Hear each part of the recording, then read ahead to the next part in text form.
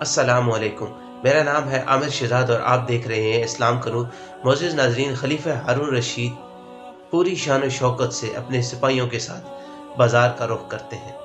خلیفہ ہارون رشید جب بازار پہنچتے ہیں تو دیکھتے ہیں کہ ایک بابا جو رو رہا ہے اور زمین پر لائنیں لگا کر انہیں مٹا دیتا ہے۔ جب وہ ان کے پاس پہنچا تو وہ بہلول دانا تھے۔ وہ بڑا حیران ہوا کہ یہ بابا تو ہمیشہ ویرانوں میں بیٹھا رہتا ہے، آج یہاں بازار میں کیسے؟ اسی تجسس میں وہ ان کے پاس پہنچا اور ان سے جا کے پوچھا کہ بابا آپ یہاں پر کہاں؟ تو انہوں نے کہا کہ میں مالک اور مخلوق کی صلح کرانے آیا ہوں۔ خلیفہ ہارون رشید نے کہا کہ صلح ہوئی یا نہیں؟ انہوں نے کہا کہ آج وہ تو مانتا ہے لیکن یہ نہیں مانتے۔ یہ بات سن کر خلیفہ ہارون رشید وہاں سے چلا گیا۔ کچھ دنوں بعد خلیفہ ہارون رشید کا گزر قبرستان میں سے ہوا۔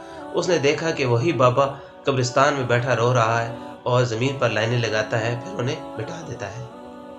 وہ گیا ان کے پاس، ان سے پوچھا کہ بابا اس دن آپ بازار میں بیٹھے ہوئے تھے، آج آپ ویرانے میں، تو آپ یہاں کیا کر رہے ہیں؟ تو انہوں نے کہا کہ میں مالک اور مخلوق کی صلح کرانے آیا ہوں۔